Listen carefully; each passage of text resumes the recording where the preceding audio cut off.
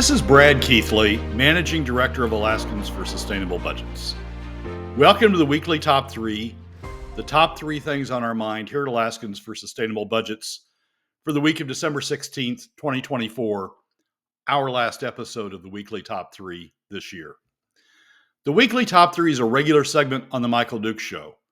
The show broadcasts on both Facebook Live and YouTube Live, as well as via streaming audio from the show's website, weekdays from 6 to 8 a.m.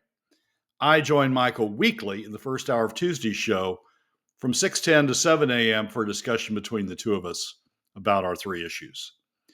We post the podcast of our discussion following the show on the Alaskans for Sustainable Budgets Facebook, YouTube, SoundCloud, Spotify, and Substack pages, also on the Alaskans for Sustainable Budgets website, as well as the projects page on national blog site, medium.com.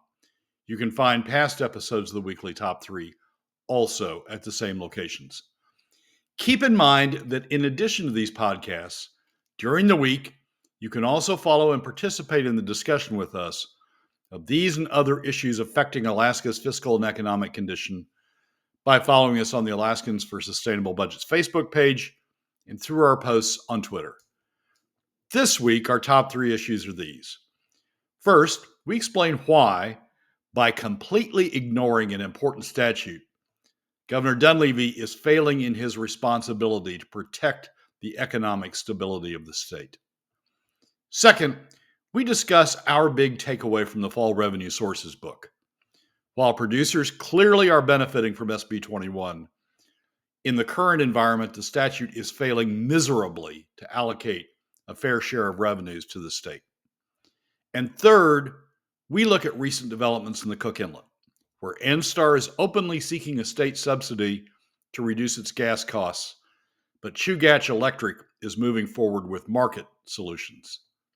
And now, let's join Michael.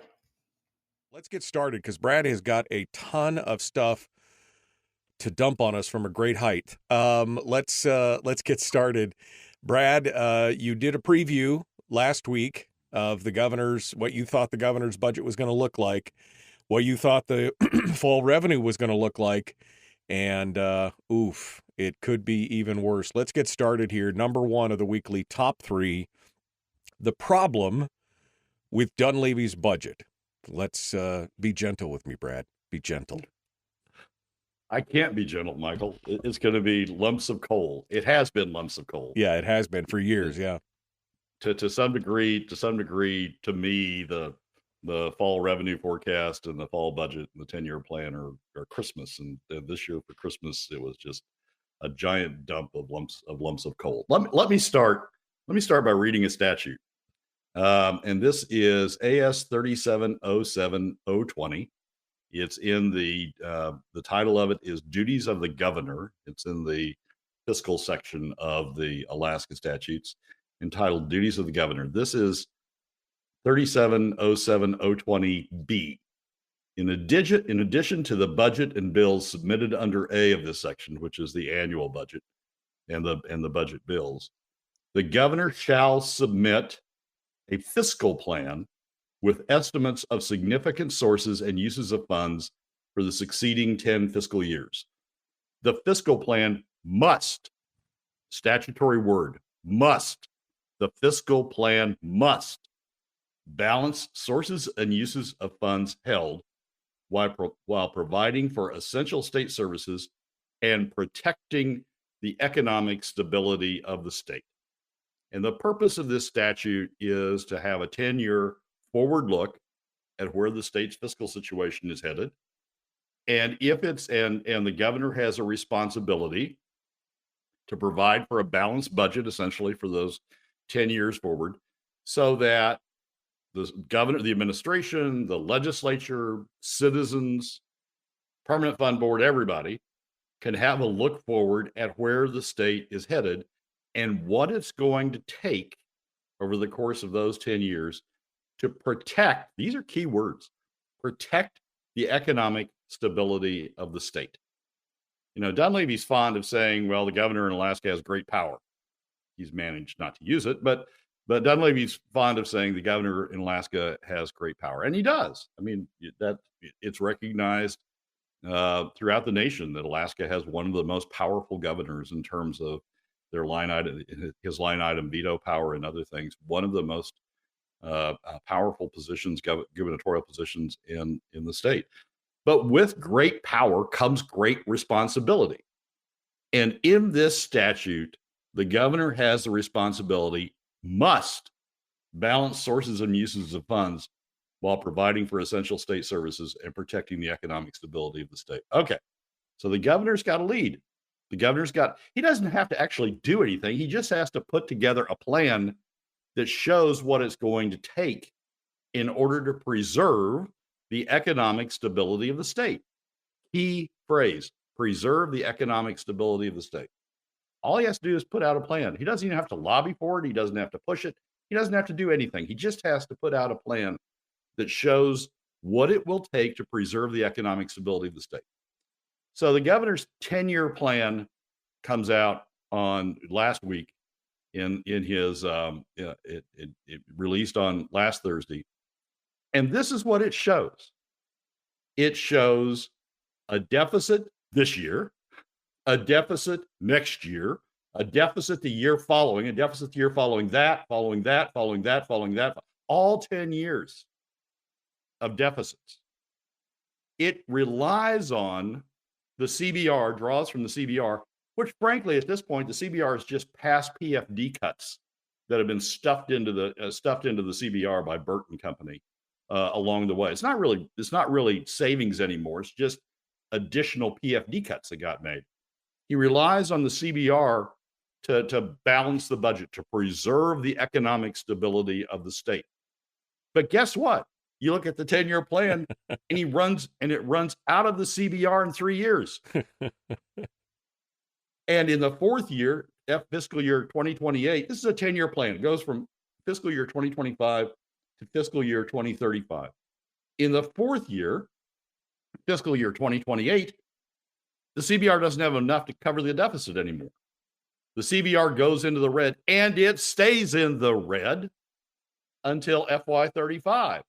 There's no plan to preserve the economic stability of the state. That doesn't sound very stable to me, Brad. I mean, it doesn't sound very stable. It's like there's a hole in the boat, and we're not patching the hole. We're just bailing, and the hole is getting bigger than we can bail. That sounds very stable. And Michael, this isn't discretionary. I mean, Dunleavy and others are fond of saying, the word on the PFD is shall distribute. This isn't discretionary. This is a statute that says this is a responsibility of the governor. That's what the title of the section says. Responsibility of the governor must submit a plan that must balance sources of uses of funds while providing for essential state services and protecting the economic stability of the state. And it doesn't do it.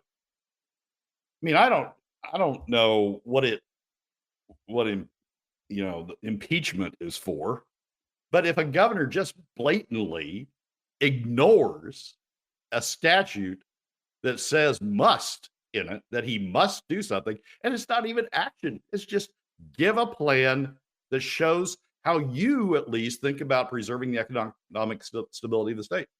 And his plan shows he doesn't. He's just, give me 3 more years, get me through my term, and then, we talk about Gary Stevens legislating for his last 2 years, and then he's out of here. And so, what's he doing? Well, Dunleavy's doing this exact same thing, except he ran for an office that has the responsibility of proposing a plan that preserves the economic stability of the state, and he doesn't do it. He has the power to do it, right? He has the power and the responsibility to do it. He can do it. I mean, once he's done it, he's done his duty. They have to fight over it. At least he could provide a plan that was actually workable and stable and fiscally responsible. Exactly right, Michael. I mean, he could show cuts in here, and I mean, he could show cuts, and that would at least be a plan that balanced. He could show, all sorts of things, and that would at least, but he doesn't show any of it. And these numbers are staggering. The deficit this coming year is $1.5 billion. This is Dunleavy's own plan And we know the spending levels that he includes in this plan aren't going to be realistic spending levels. The legislature is going to pass more, and he's going to sign more. The deficit in his plan with artificially low spending levels is 1.5 billion this coming year, FY26, then 1.2, then 1.5, then 1.7, then 1.8, then 1.7, then 1.8, then 1.7, then 1. You get the idea. The total over the period, the total deficits he runs over the period are in excess of $12 billion, or in excess of $15 billion, actually. The level of the CBR that he relies on to balance the budget over this period to show that he's preserving the economic stability of the state, the balance of the CBR at the end of the period is minus $12 billion. Wait, isn't the CBR supposed to have like $1 to $2 billion in it just for cash flow purposes? Isn't that, Donna just mentioned that? Isn't it supposed to, how can you draw it down and then still have the state operate? Well, it does. It doesn't. I mean, it doesn't. This plan is useless. Useless. It's a violation of his statutory obligation. It's a violation of his responsibility, an abdication of his responsibility as governor. I don't know about others, but I voted for Dunleavy originally in 2008 because he talked the talk on bringing fiscal responsibility to the state, being a fiscally responsible governor. And yes, in his first year, he tried that through cuts. But, the legislature rejected the cuts. The governor, caved and didn't make the cuts. And yes, he didn't get the cuts done. But that doesn't mean he somehow magically didn't become governor anymore. He stayed governor, and he got reelected as governor, as running as a fiscally responsible conservative. He is anything but. And the thing the additional thing that gets me about this is the lack of outrage in the legislature. I mean, we've got conservatives in the legislature who say that they're fiscal conservatives, and who say that, we're there for a balanced budget. We're there for, taking care of business. We've got a House majority that's been cobbled together that says one of our 4 principles is a balanced budget. We're going to preserve it. Neither one of these guys, on either side, in either body, have I heard significant complaints about the governor's failure even to live up to his responsibility to have a plan to preserve the economic stability of the state for the 10-year period covered by the plan. It is an abdication of responsibility. It is a violation of statute. It's being the captain of the boat, the captain of the ship. I got elected captain of the ship, and we're headed right for the iceberg. And I don't want to be captain anymore. I want to keep the title of captain. I want to, go on hunting trips. I want to pal around with the president. I want to do all, but I just don't want to actually run the boat anymore. And so it's headed right for the iceberg. You can see the iceberg. You can see that there are ways to avoid the iceberg. He just doesn't want to. So I cannot. I'm trying. You're trying to hold it together. Yeah. I mean, no, I cannot express how frustrating, how disappointing, how horrifying it is not to even show a plan. Yeah. It's fiction. It's 100% fiction at this point. I mean, it's just pretend numbers that you throw out there, and not even a balanced, objectively balanced in any way. It's not fiction. It's actually, the problem is it's actual truth. It's not even it's not even as bad as the truth is in terms of where these deficits are headed because he represses the spending levels. It's not even as bad as the actual truth is. He's not even trying. Fiction would be, a couple of years ago, what was it? The carbon credits. The carbon credits were going to save us, right? Yeah, that was fiction. That was fiction. That was fiction. Okay, all right, I got it. That was fiction. This is total abdication. I mean, Brad, what I don't understand is that, he's a lame duck. He can't get reelected. So who is he afraid of making mad? I mean, why doesn't he just put out a reasonable, responsible, hey, and we've got to cut, we've got to do this, we've got to do that. Now it's in your hands. I've given you the working blueprint. Now why hasn't he even done that? I mean, he's not like he's going to get reelected for that. I mean, is he so focused on the bigger offices that he just doesn't want to make people mad? I just don't understand it at all. A couple of years ago when he got reelected, we had a segment where we sort of talked about how Dunleavy views the future. And we said there were two different ways to sort of view it. One was to become Jay Hammond, to set a policy for Alaska's future, to be a statesman, be a policymaker, and be remembered as the guy who put Alaska back together again after Sean Parnell and Bill Walker tore it down. Well, Sarah Palin, Sean Parnell, and Bill Walker tore it down. And be remembered as the guy who really, brought us back together again. The other road was he's going to run against Lisa, and he's not going to do anything that impedes that run against Lisa and setting him up for the run against Lisa. He may have actually chosen the third road. And the third road is just to destroy your reputation. Because I wouldn't vote for the guy for Senate now. I wouldn't vote for him against Lisa. No. I mean, come on. No. We want to send a guy who can't even fill out a spreadsheet with a plan. We want to send him to the United States Senate? Nah, I'm done. Yeah, no, I mean, it's very frustrating. I mean, there was high hopes that he would look at this and understand his previous 3 10-year forecasts all showed these deficits. We could see it. We could see what was happening. We knew what the outcome of the election was, so we knew that energy production was going to ramp up, which meant fewer dollars for oil. I mean, we knew all these things were happening. Why wouldn't you have a contingency that said, here's what it is? And again, I've said this from time. He has got the worst messaging of almost any governor that I've seen in the country. Definitely one of the worst messagings of any governor in the state, in state history. But he just cannot put that stuff. He can just not get his ideas across. And, the worst thing he did was when they fired Donna, because she was at least trying to hold them to reality on this part. And he's just like, ever since then, he's like just divorced himself from it and said, no, I'm not going to go through that again. Again, he's lame duck. What does it matter? What you want to stir up?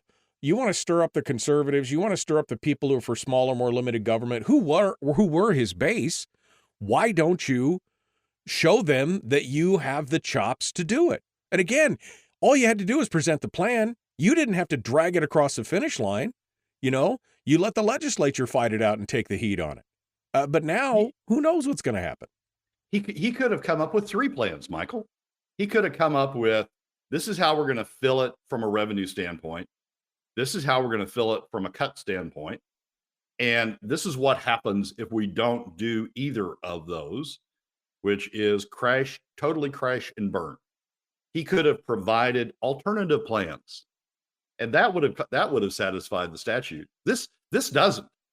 But he could have provided alternative plans. And he could have said, look, this is the future. We're at a inflection point. This is the future. We either have to have additional revenues, and this is my proposal for additional revenues, fiscally conservative, responsible proposal for additional revenues. We have to have cuts. This is my proposal for fiscally responsible, conservative cuts. Or this is where we go if we don't. And we don't want to go there, because that is not taking care of Alaska's economic future. That's not maintaining the economic stability of the state. He didn't do any of that. He just said, let's go to the crash and burn. Yeah. And it's just, and it's just, it's infuriating. Brad, I can see you're vibrating. I mean, you look at it and you go, how can you as an adult say this is okay? It's the same question I'm asking all the legislators.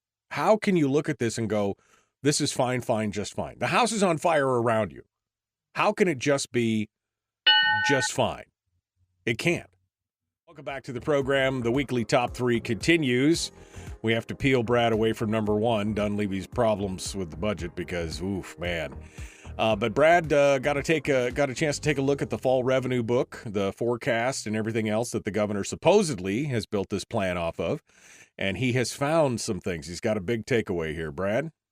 Well, he has built it on the fall revenue sources book, which is revenues keep going down, and he's at least had that reality. It just shows that the state crashes and burns if you keep going down that road.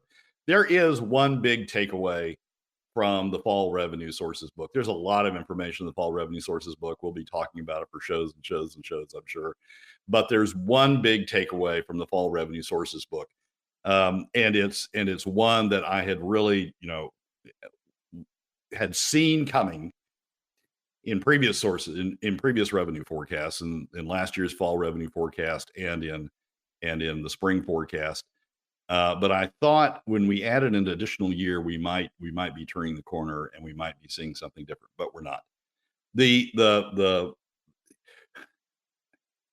succinct version of this segment is SB 21's a failure. SB 21 going forward in the current economic environment is a failure. And the reason for that is this. SB 21 was to do three things.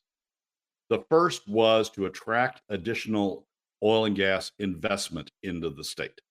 And that was the first purpose. The second purpose was through that investment to build up production in the state, oil production in the state.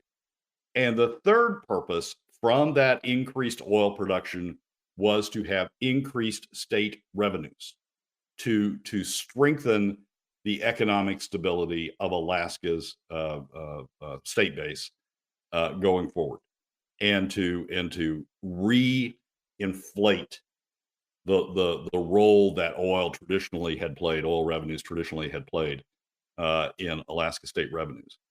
It achieved the first purpose. It achieved bringing additional investment to the state. It has achieved the second purpose, which is to increase production. If you look at the new fall revenue forecast, production increases between 2024, using fiscal year 2024 as the base, the last year for which we have results as the base, and fiscal year 34, looking 10 years over that period, it increases production 20% over that period. It goes from 461,000 barrels a day to 657,000 barrels a day by the end of the period. It achieves that purpose, but it does not, in any realm, does not achieve the third purpose, which is through the increased investment as a result of the increased production, increase state revenues from oil. In the same period that production is rising by 20% from the 461,000 barrels a day in 2024 to the projected 657,000 barrels in 2029. In the same period it's doing that, revenues from oil production, which is really two parts, production tax and royalty, revenue from oil production drops over that same period that production's increasing by 20%. Revenue from oil production drops 23%. Revenue from oil production goes from production tax and royalty combined, goes from $2.1 billion down to $1.6 billion over the period. By FY34, revenue from oil is at $1.6 billion, a 23% decline.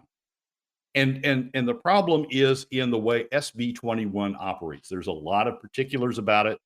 I can go into it at some point. I'll probably go into it in a column in the Landmine. Well, I have gone into it in a column in the Landmine over the last few months. I'll probably go into it again in more deep. But the problem is the way SB 21 operates in the current environment. SB 21 operated well, frankly, in the last decade, attracting investment, maintaining, stabilizing production, and beginning to build for future production. But in the current environment, it is operating abysmally. Yeah, that slide shows it. On the left is the increase from production. Actually, the change in production itself is 42%. The change in gross revenues, accounting for oil price, the increase is 20%. And you can see where the problem is. Royalties stay relatively stable over the time period. They decline a little bit as we move from state lands into federal lands. Revenues from royalty decline by 5%. It's the production tax that's cratering over that period. And production tax, you can't excuse that by saying we're going into federal lands, because production tax applies both to state lands equally, both to state lands and to federal lands. So it's not the move into federal lands that's causing the reduction in production tax. It's the problems that are showing up in SB 21. And you can see that while revenues from oil, some people said, oh, well, the reason that production's increasing but revenues are going down is because of the decline in oil prices. Well, when you adjust on the producer side, when you take production times oil price and to determine gross revenues, you can see that the increase in production is outstripping the effect of the fall of the drop in oil prices. And revenues from oil, gross revenues from oil, are going up dramatically over the period, 20.4%. But the state's share of that revenue is dropping dramatically over the period. Production tax drops by 44%.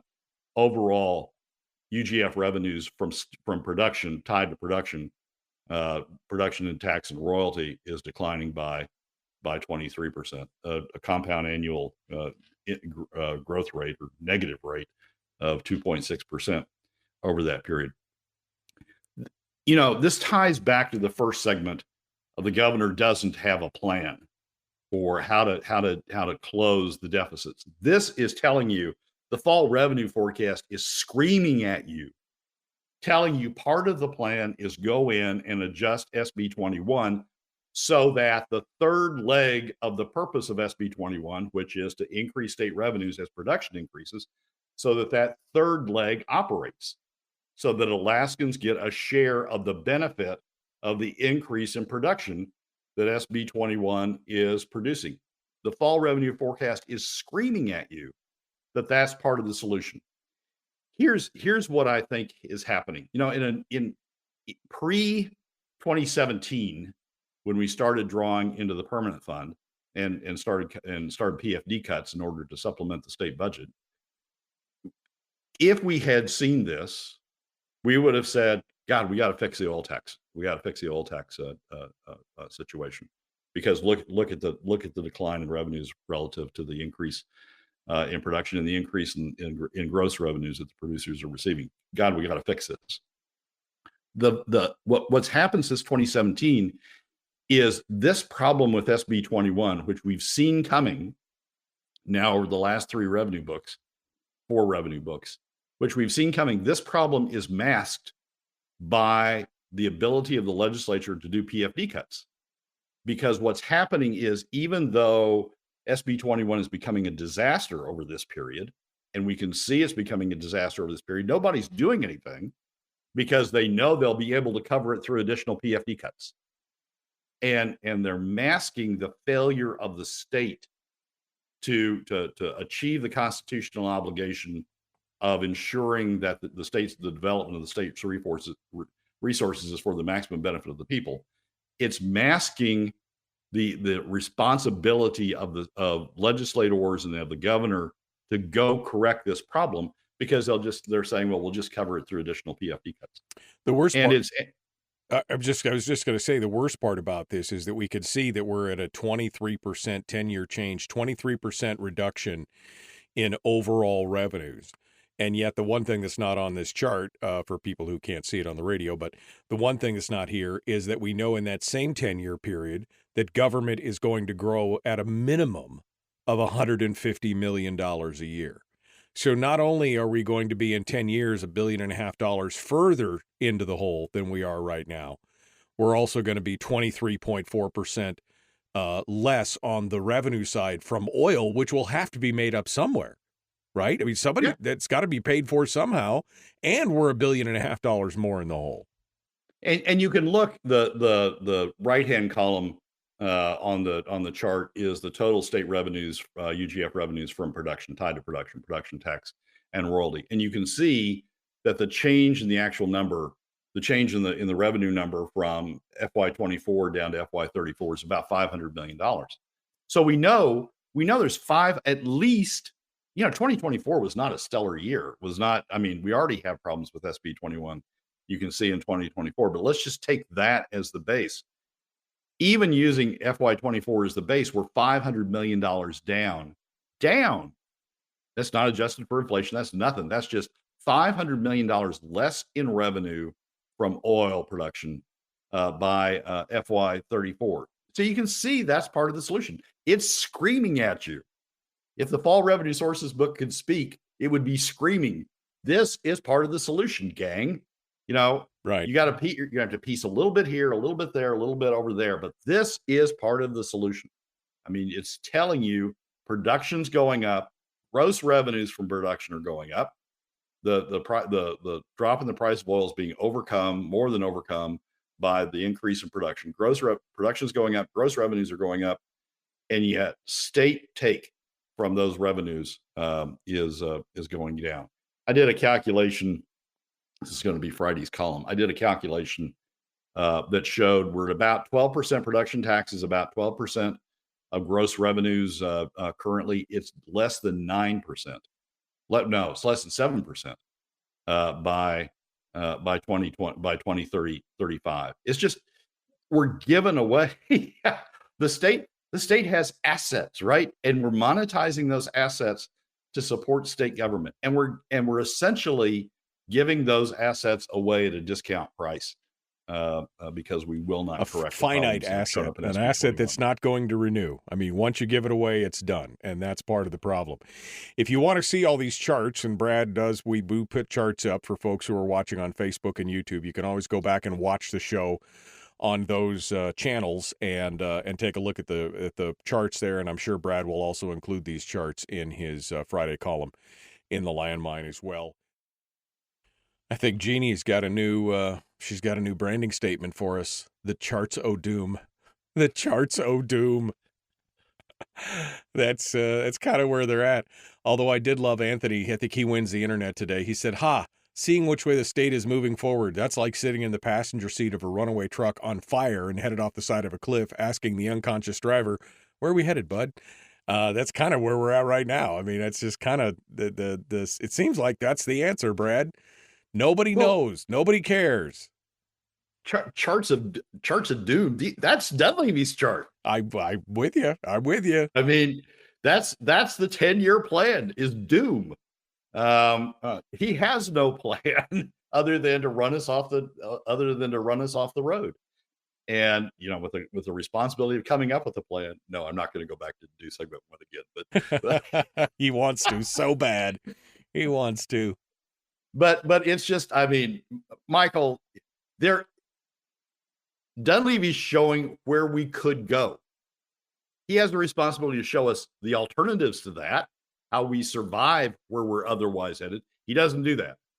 But there are ways out there that get us over this hump, that strike a way forward for the state that enables it to survive. Part of it's spending cuts. But part of it is going back in and fixing SB 21, fixing that third leg of SB 21, ensuring the state gets a share of the benefit. I mean, the states essentially paid a piece of this in terms of reducing oil taxes so that investors would come and so that investors would build up production. But the third part of that was once investors build up production, once production built up, the state would benefit. And now we're seeing clearly that under the way SB 21 operates in this environment, that's not happening. And is there the will, do you think, to even talk about oil taxation? I know some of the Democrats want to, but I know people like Chuck Kopp, who's part of the majority in the House, he's said, "Oh, no, we can't." He's got clients that, he wants to. So, I mean, is it even going to be a talking point? Maxine Dybert is in an interesting spot. Maxine Dybert's going to be chair of House Resource, co-chair of House Resources, with Robin Burke, I think it is, from the North Slope, who will be the other co-chair. But Maxine Dybert's in an interesting spot. She talks about her district is a district that is middle and lower income. Her district is working Alaska families. She talks about wanting to take care of working Alaska families and getting and redeveloping the state that takes care of working Alaska families. She's in a key spot. House Resources is where this should start. House Resources is where we should start digging into SB 21 and fixing SB 21. That's where we fixed ACES. That's where the effort to fix ACES started in House Resources. That's where it should start. And if she's truly concerned about working Alaska families, she should be at the cutting edge of this.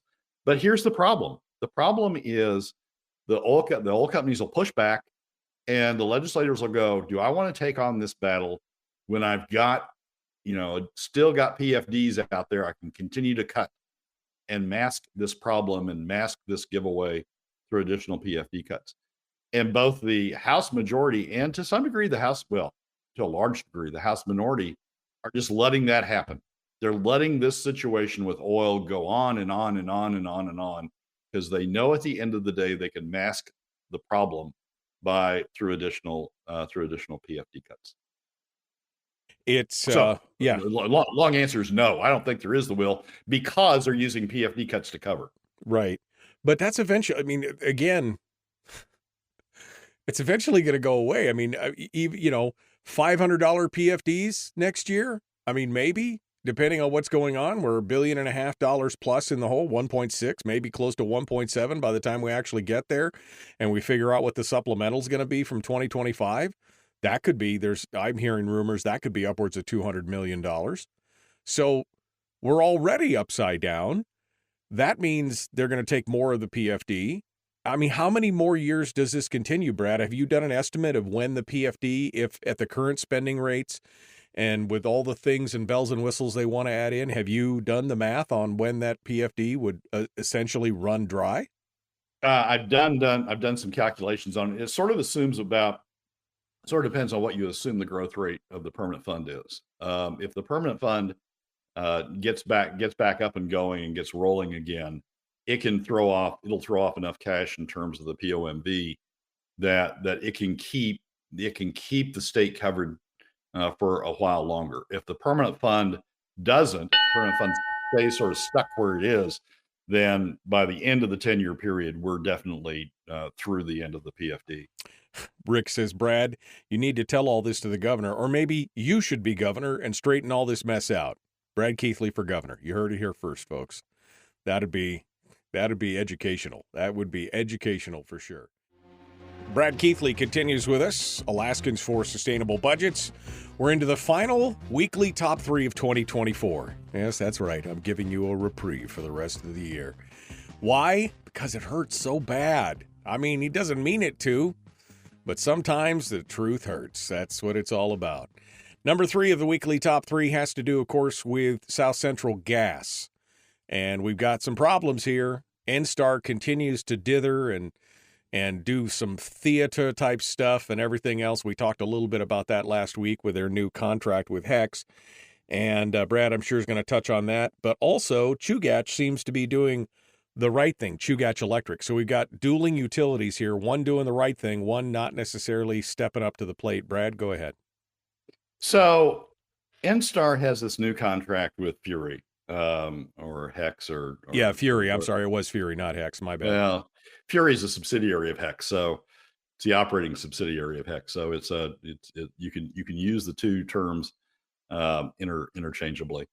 And the new contract was touted at a House Resources Committee meeting.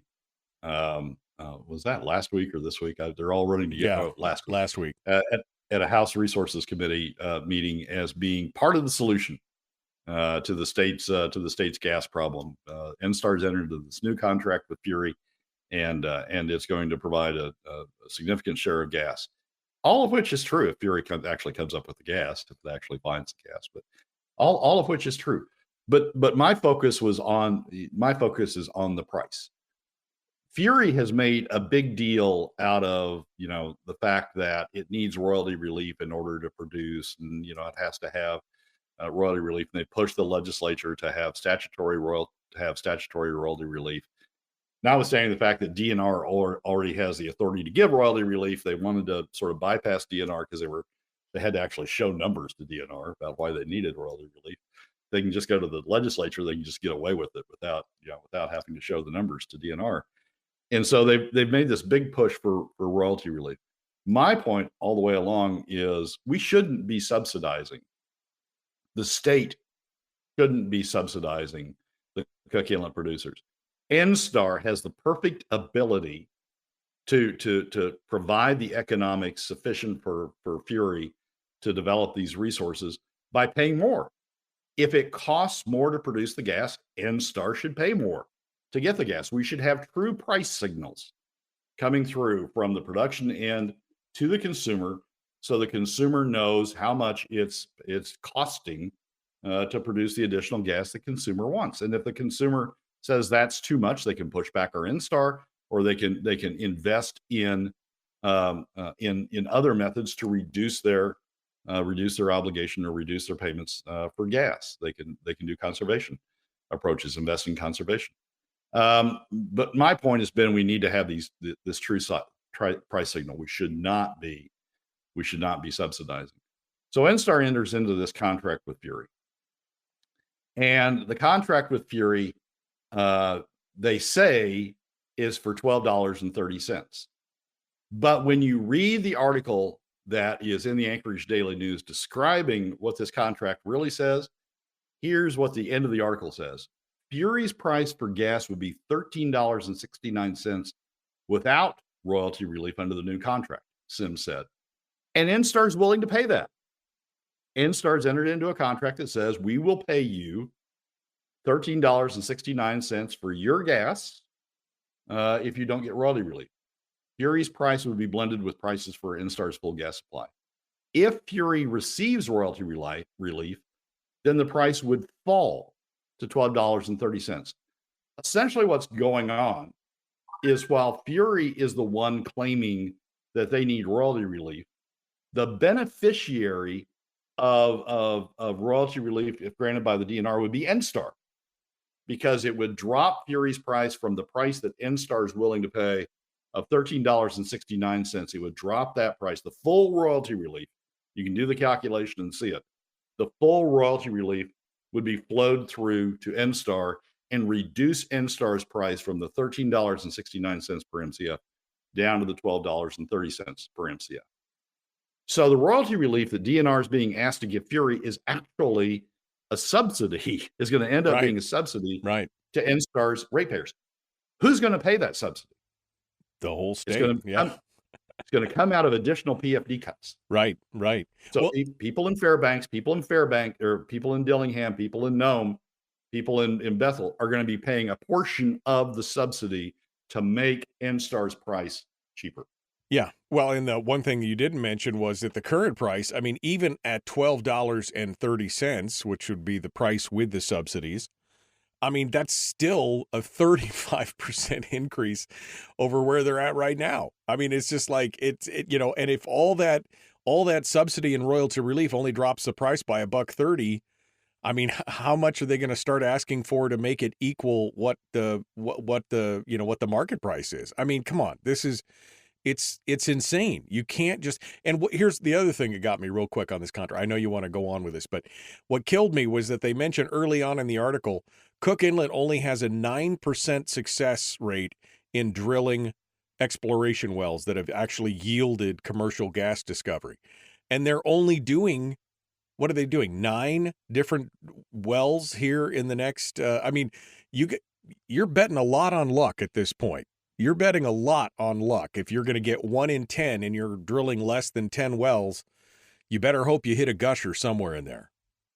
Here's another thing, Michael. That $13, the true price, the $13.69, the price before subsidy, before statewide subsidy, the true price of $13.69 is higher than the LNG price, the projected imported LNG price. So not only are we paying more for Cook Inlet gas. We're paying more than we would with imported LNG. Enstar just doesn't want to face up to reality, and they want the state to subsidize their ability to avoid reality by the state taking on a portion of the cost of this additional supply. You, me, people in Nome, people in Bethel, people in Dillingham, people in Fairbanks, people on the North Slope. They want people statewide to take on the cost of some of this additional supply that they're getting. Now, so that's Enstar. Subsidize me, subsidize me, subsidize me. Against that, we've got Chugach and Chugach Electric. And Chugach, the leadership, the executive leadership, Arthur Miller and Mark Wiggin wrote an op-ed in this weekend's ADN. The title of it is Planning for South Central's Alaska Natural Gas Supply Future and Beyond, or this winter and beyond. And it's refreshing in the sense that we actually have somebody. We don't have a governor who's dealing with reality. We don't have a legislature that's dealing with reality. We don't have Enstar who's dealing with reality. It's just subsidize me, give me more government money. It's refreshing that Chugach, at least at this point, seems to be dealing with reality itself.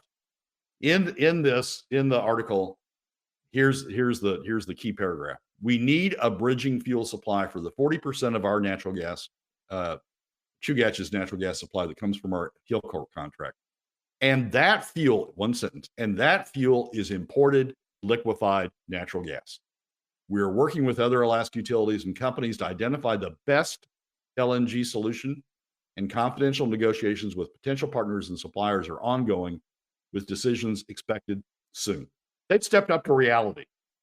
Instead of saying, bail me out, bail me out, bail me out, give producers money, give the AK LNG project $10 billion to build their white elephant. Instead of saying, bail me out, bail me out, bail me out, they're stepping up to reality, saying Cook Inlet supply isn't there. If it is there, look at Hillcorp. It's even more expensive than imported LNG. We're going to use imported LNG as our bridging fuel. Thank you very much. Period. End of statement. And go on and deal with life. And I got to say, that's refreshing to see a utility stepping up and saying we're going to deal with reality as opposed to pleading for somebody else to bail us out of our problems. It's and it is great to see somebody actually embrace this idea. And we talked a little bit last week about why you thought maybe Enstar and John Sims was not dealing with it. He may have bigger aspirations for public office and doesn't want to be the guy that imports LNG, yada, yada, yada. But at some point, you got to be like, hey, we got to do what we got to do. You can't just keep kicking the can down the road and spin a whole nother legislative session. The governor's already said he's not a fan of subsidies on this stuff. He's a fan of subsidies, just not on this particular one, I guess. So do you spend the whole session doing it and then in May find out that he vetoes it? I mean, you've got to get on it now. 2027 is when the decline is projected to happen. We got less than 2 years to get LNG imported and get things stood up. And again, at least Chugach is stepping up to the plate and acknowledging that this is the problem. Yeah, I am hopeful that the legislature this session will say, okay, yep, there is a solution. Chugach has identified it. It's a market solution. It's a solution that is within the control of the utilities. They're the ones on the front lines to deal with it. Chugach is dealing with it. Fine. No need for additional legislative interference. My concern is we're going to have people go down to the legislature and get on their soapbox and say, oh my God, we got to have Alaska gas. And so we got to subsidize the Cook Inlet, as we've already seen Enstar asking for. We got to subsidize AK LNG, as we've already seen AK LNG asking for. We got to do this. We got to do that. No, the market's actually taking care of it, guys. And particularly for Republicans who claim to be free market, fiscal conservatives, let the market take care of it. Yeah. Chugach is taking care of it. Chugach has stepped up and is taking care of it. Let go of those emotional bonds. Let go of the emotion of the moment and just do what's right for Alaskans at this point. Brad, I have been asking every legislator that I could get a hold of and get my hands on here on the show and off the show about this idea of, have you, and this is before the governor's budget came out, have you seen the 10-year forecast? Do you see that we're in deficits? And they all go, oh, yeah, we're all, it's so, it's. And I'm like, how do you address that in the legislature? You're upside down.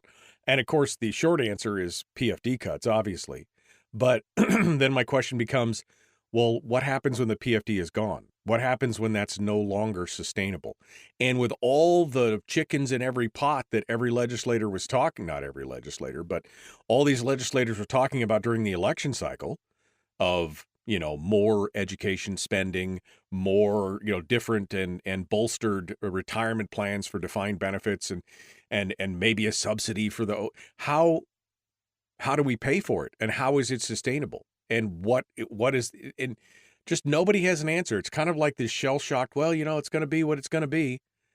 And somebody's got to be the adult in the room down there. Yeah, well, fortunately, Chugach is becoming the adult in the room in the Cook Inlet. And my hope is, Chugach is pursuing a market solution. My hope is that the legislature lets the market work, that they don't try to interfere with the goddamn market with all these subsidies. They let the market work, and Chugach is showing the direction that goes. In terms of, I will bet you, if you ask the same legislators to name the top 5 issues or the top 3 issues, out-migration would be one of those issues that they would say, oh, we got to solve out-migration. Yeah. And then when you ask them on the from the fiscal perspective, how are you going to resolve these budget deficits? And they say PFD cuts. What they're doing is they're undercutting the very people that they're trying to attract. They are taking money out of the pockets, diverting money out of the pockets of the middle income Alaskans that you're trying to attract or trying to retain and attract in order to deal with the out-migration problem. You're taking money out of their pockets. You're making that out-migration problem worse. So they think they're solving one problem with PFD cuts. They think they're about to balance the budget for a while, and they'll solve it through that way. But they're making another and potentially an even bigger problem in terms of out-migration. They're making that problem worse with the solution they're coming up with for the fiscal problem. They aren't. We don't have people. We don't have people who are thinking economically. As much as Republicans like to say they're free market, as much as they like to say they think about the economy, as much as they like to say the economy is the driver, they don't think about it.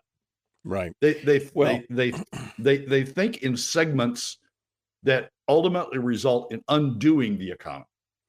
You really hit the high point though there in the moment when you said, oh, they think they can just cut the PFD to basically keep it up for a while. And that's the problem. Are they not looking beyond what happens when that money runs out?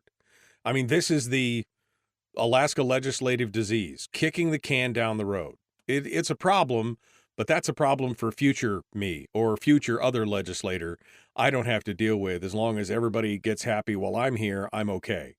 They're not thinking about what does it mean in 5 years, in 10 years, in 20 years. What are we going to have to do to get our fiscal house in order? And I have to laugh when they talk about this out-migration.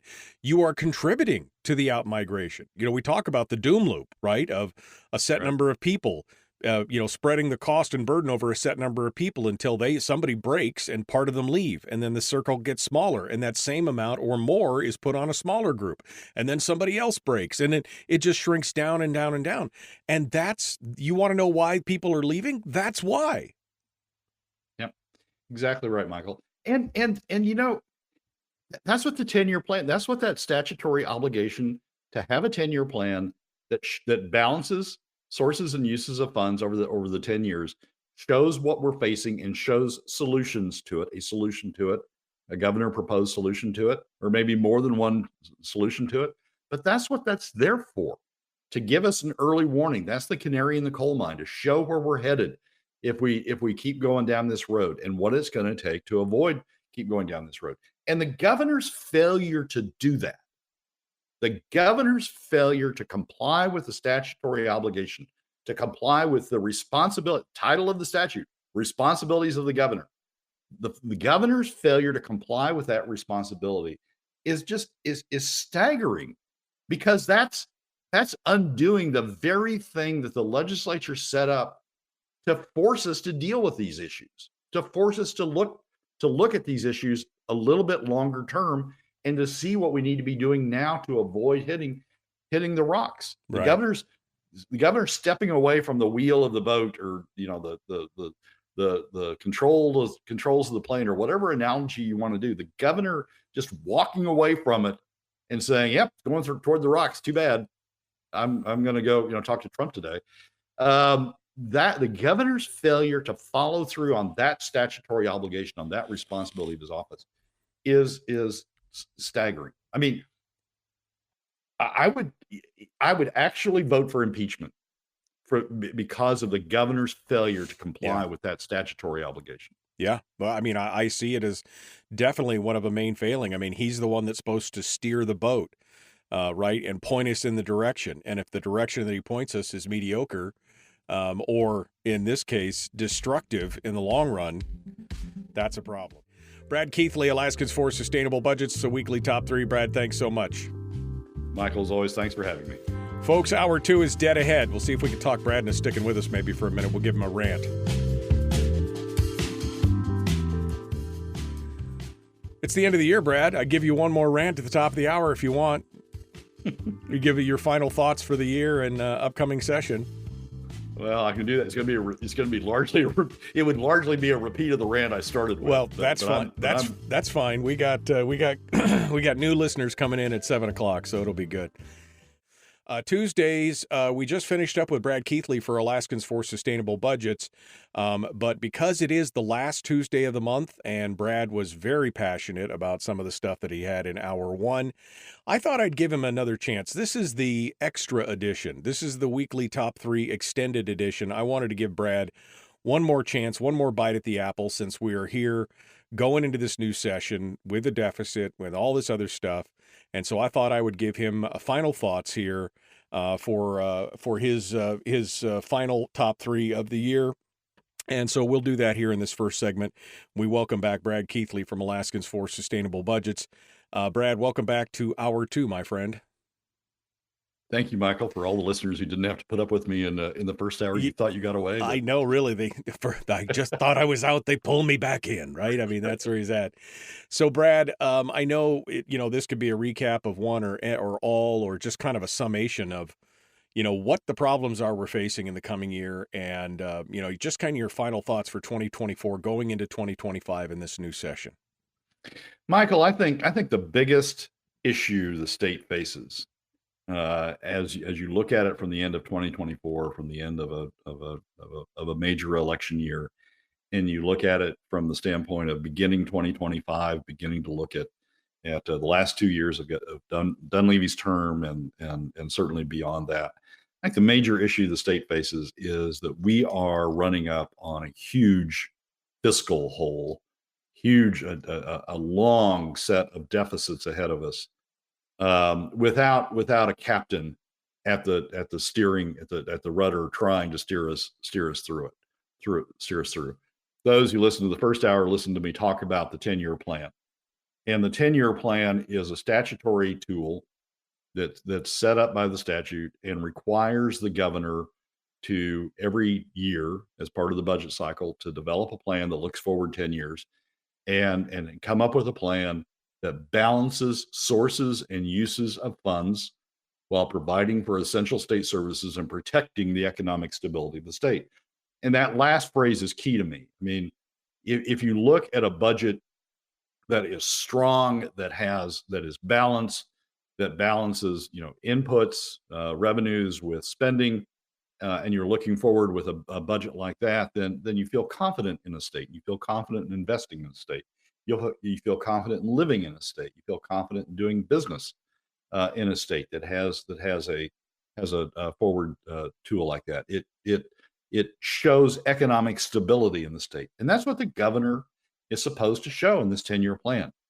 What Dunleavy has chosen to show in his 10-year plan that he just published last week as part of his budget cycle, what he shows is huge deficits ahead for the state, huge periods where state revenues and spending are way the heck out of balance, with the result being huge deficits facing the state. If you look at the 10-year plan, and I would encourage everyone who thinks about the state to go to the Alaska OMB, Office of Management and Budget website, and look for the FY26 10-year plan and read through it and look at the numbers. If you look at this 10-year plan, it's red all over the place, deficits all over the place. It shows deficits, state spending deficits, state budget deficits in FY26, the fiscal year the legislature is going to be dealing with when they come back. It shows a state budget deficit of $1.5 billion, more than a quarter of spending in deficit for FY26. And then it just shows a continuation of deficits on out to the end of the 10-year period through FY35. $1.5 billion, $1.2 billion, in total, more than $15 billion of deficits over the period. In the past, in the 2010s, when we did this, we had savings. We had a constitutional budget. We had first had a statutory budget reserve and then a constitutional budget reserve that could pad that could cover those deficits. And that gave you some sense of stability. But when you look now at the 10-year plan that Dunleavy's proposed, we run out of the constitutional budget reserve. We run through the constitutional budget reserve in 3 years. It only covers 2 years plus a little bit of the third year of those deficits, and then we have nothing.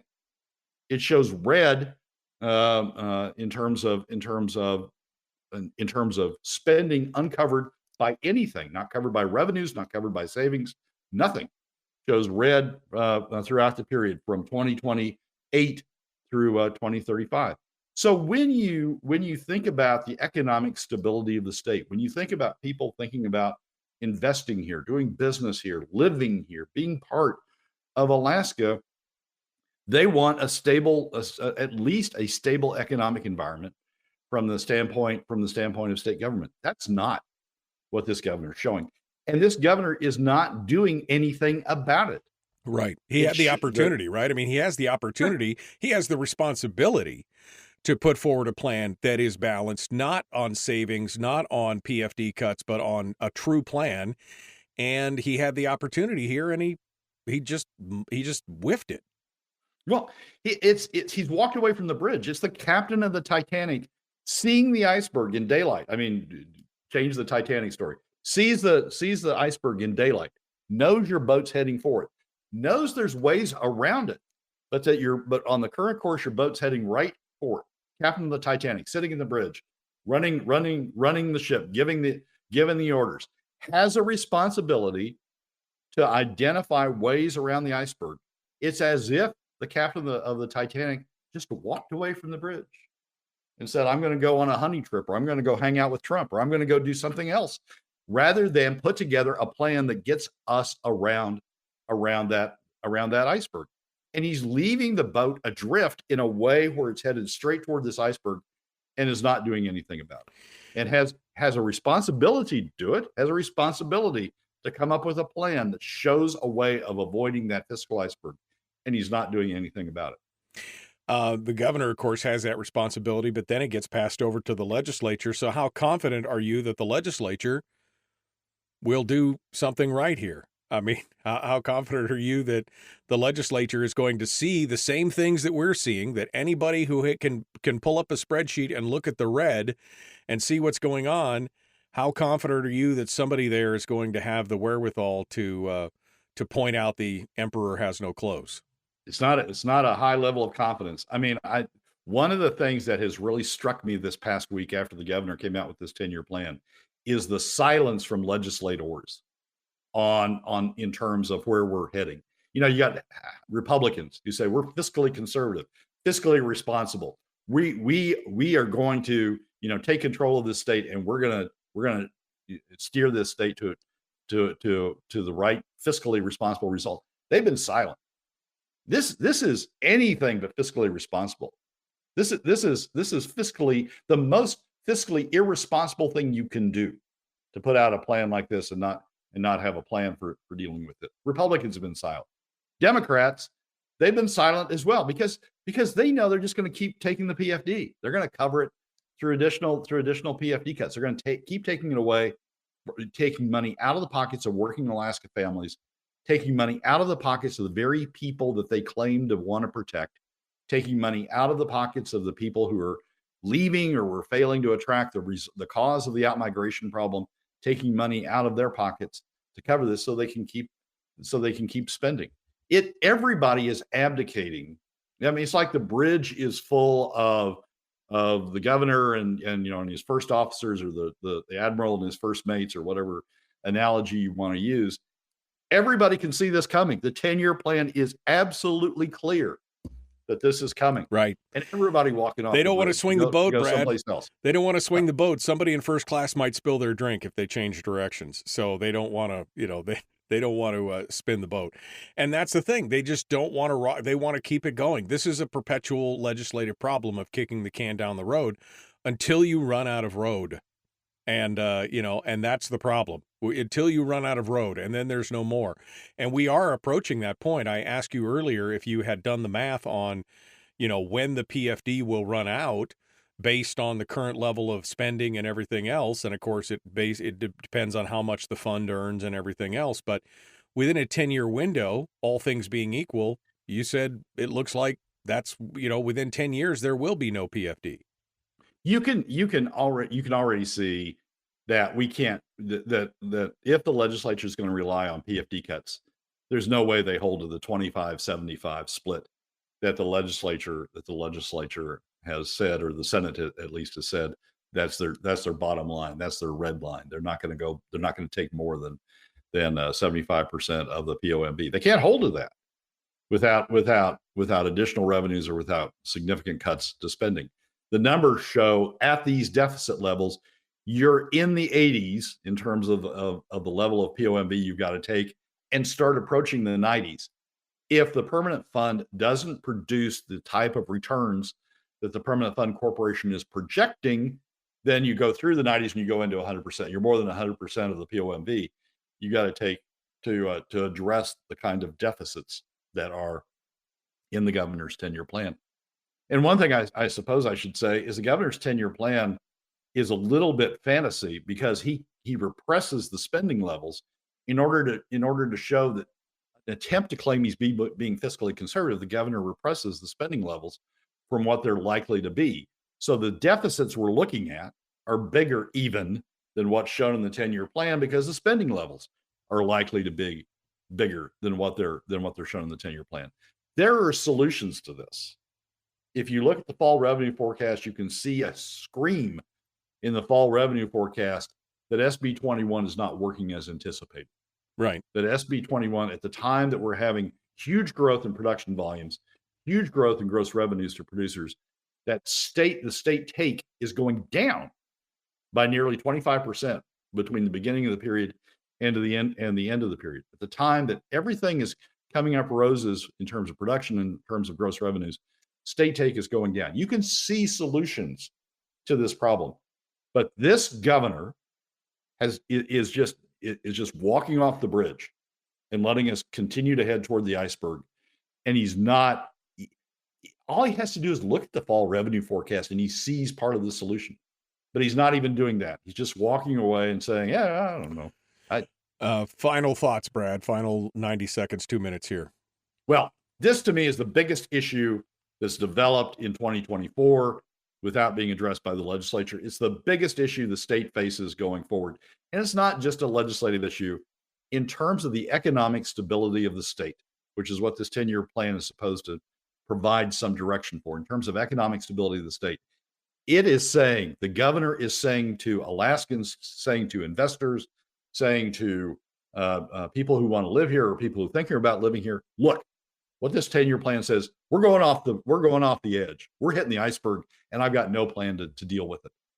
So the message you're sending to investors is like the message Kenya sends, or the message that Angola sends, or the message that the old Soviet Union sent. It's like, too bad, we're hitting the iceberg, and we don't have any plan for dealing with it, but bring your money here, invest here. Yeah. And you wonder why we have this outflow, this outmigration problem in the state of Alaska. Like you said, that's one of their top things, right? Oh, outmigration's a huge problem. Well, when you make it harder to live here, you ignore the private economy. when you're taking money out of every middle and lower working class person's hands and use it to spend it on government instead, there's your problem. There's the issue right there, for sure. And you have no plan to address it. You're just saying, I don't have a plan. I don't want a plan. We're just going to hit the iceberg. Well, Brad, here's hoping that 2025 brings something better, I guess, is the look. Let's hope that something better is coming along in 2025. Brad Keithley, Alaskans for Sustainable Budgets. Merry Christmas, my friend. I hope you and your mom and the family have a great holiday. I hope you get the chance to go enjoy some great music, and we'll be talking to you again in 2025. Merry Christmas and Happy New Year to you, Terry, and the family, and I look forward to picking it back up on the other side. Yeah, it should be interesting. Let's say that to say the least here. Well, that's a wrap for another week's edition of the Weekly Top 3 from Alaskans for Sustainable Budgets. Thank you again for joining us. Remember that you can find past episodes on our YouTube, SoundCloud, Spotify, and Substack pages, and keep track of us during the week on Facebook and Twitter. This has been Brad Keithley, Managing Director of Alaskans for Sustainable Budgets. As we said at the top of the show, this is the last for 2024. We will be off for 2 weeks, and then we'll look forward to you joining us again on January 7th for the first of 2025's Weekly Top 3.